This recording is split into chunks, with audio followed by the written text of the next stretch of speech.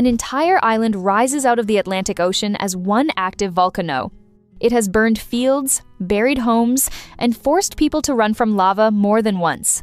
It sits about 5,700 kilometers from the coast of Africa in Cape Verde, and still almost 40,000 people live there.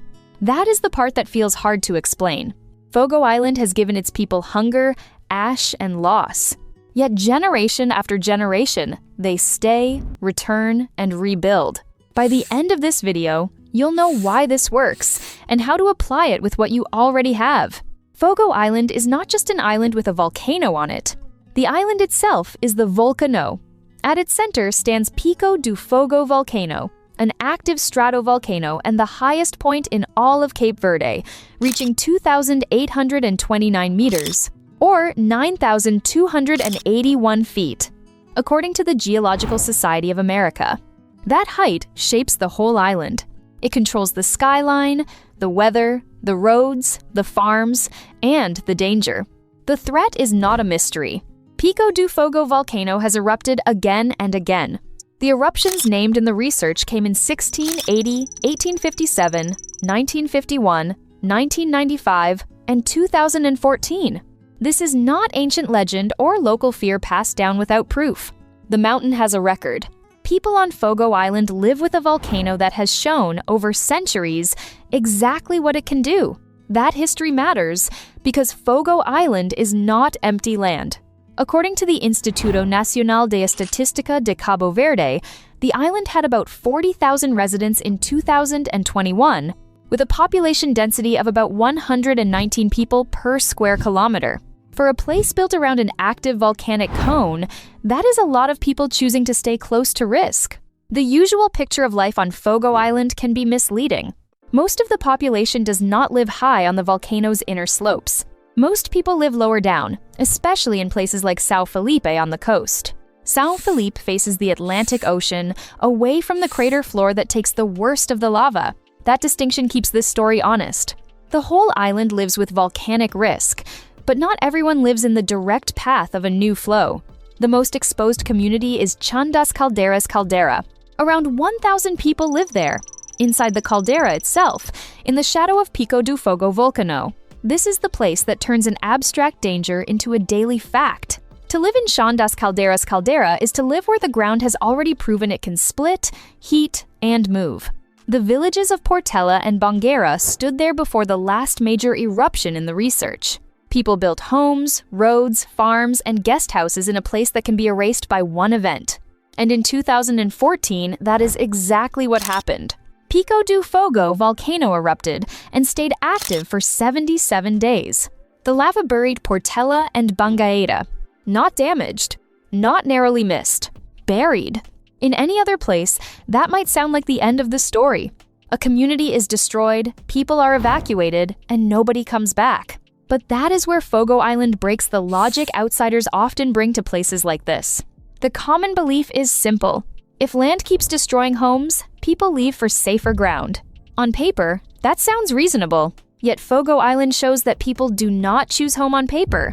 They choose it through work, memory, family, and what the land gives back when it is quiet. One reason people stay is economic, and it is very direct. Fogo Island's economy is largely based on agriculture, fishing, and tourism. The island is mostly arid, and the research says its volcanic soil is not suited to traditional agriculture. That makes the story more interesting, not less. Because in spite of that arid climate, some crops do grow well enough to shape people's lives. Coffee is one of them. Wine is another. Fogo wine, grown high inside Chã das Caldeiras caldera, is one of the island's best-known products. The same volcano that threatens homes also creates the conditions for crops that support local income and identity. That is the paradox at the center of Fogo Island.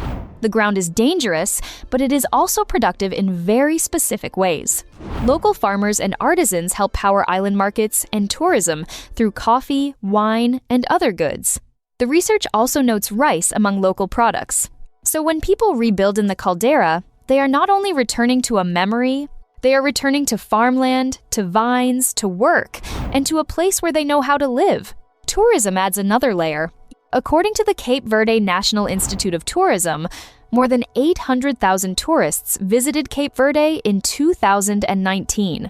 The research says tourism contributed strongly to the economy, especially as the country worked through the effects of the pandemic. On Fogo Island, that matters. Visitors come for the volcanic scenery, the climb up Pico do Fogo volcano, the black lava fields, the villages in Chã das Caldeiras caldera, and the sense of being somewhere raw and exposed. The same volcanic setting that makes life hard also helps bring money in. Still, tourism is not a simple fix. The research points to concern about its effect on local culture and the environment. Some residents want more modernization and better economic chances. Others want to protect older ways of life and community values. That tension runs through many isolated places, but on Fogo Island it feels sharper. Development can bring roads, jobs, and guest houses. It can also pull the island toward an economy shaped by visitors more than by residents. There is also the pressure of limited options.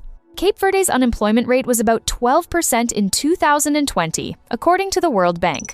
Earlier economic reforms in the 1980s and 1990s led to more emigration, with many residents leaving for Europe and the United States. That matters, because staying on Fogo Island is not only a romantic act of loyalty to the land. For some, it is also the practical choice in a country where chances can be uneven and leaving is costly. The government has tried to shape that future. The research notes projects started in 2010 to improve infrastructure and promote tourism on the island. It also points to the Fogo Bio project, which began in 2016 and focused on farming and tourism development.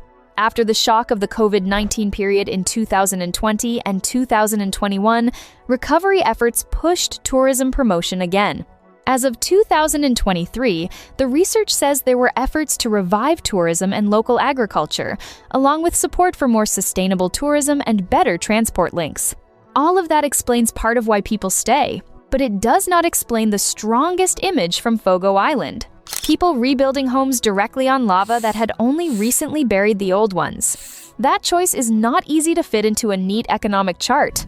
It speaks to something older than policy and harder to measure than income. Fogo Island was discovered and settled by the Portuguese in the 15th century. Families have lived with this volcano for centuries. Land on an island like this is not just property, it is inheritance. It is proof that your parents and grandparents endured the same mountain. It is where family stories happened. It is where graves are near homes, where vines were planted, where children grew up seeing Pico do Fogo volcano every day.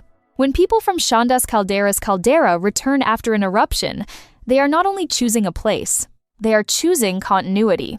That is why the story of Fogo Island should not be reduced to danger. Danger is real. The eruption list is real. The 77 days in 2014 are real. The burial of Portela and Bangaira is real. But if we stop there, we miss the deeper truth. People are not ignoring the risk. They know it better than anyone. They are making a trade that many outsiders would reject, between safety on one side and belonging on the other. And even on an island marked by fire, life is not built only around fear. In São Felipe, daily life still follows the coast. Fishermen work the Atlantic Ocean. Farmers tend crops where they can. Guides lead visitors across old lava. Winemakers in Chã das Caldeiras caldera grow vines under the shadow of the crater. Coffee from Fogo Island has gained recognition in international markets, according to the research, tied to the island's volcanic ground and its distinct flavor. These are not side notes to the volcano story. They are the reason the volcano story continues. So why do almost 40,000 people live on an island that should seem uninhabitable? Because Fogo Island is not uninhabitable to the people who know how to read it. Most live outside the caldera, especially in São Felipe and other lower areas. A smaller group chooses the highest risk inside Chã das Caldeiras caldera, close to the farmland and identity that tie them there. The volcano threatens them. The land feeds them. Tourism brings opportunity. Emigration pulls some away. Family history pulls others back. Every eruption tests that balance. None of them settles it for good. Fogo Island leaves us with a hard question. How much risk will a person accept to stay on the land that made them? For the people of Cape Verde living under Pico do Fogo volcano, the answer has been clear for centuries. Not because the danger is small, because home, for them, is bigger than danger.